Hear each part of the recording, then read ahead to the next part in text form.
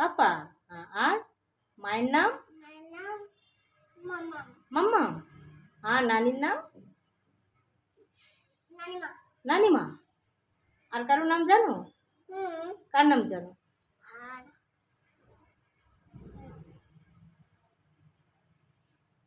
বলো বলো। মামা। মামার নাম কি? হ্যাঁ, মামার নাম বাবা। বাবু। বাহ, ভেরি গুড, খুব সুন্দর তো। বাহ, তুমি সুন্দর নাচতে পারো তো। দেখি একটু নাচ দেখিয়ে দাও।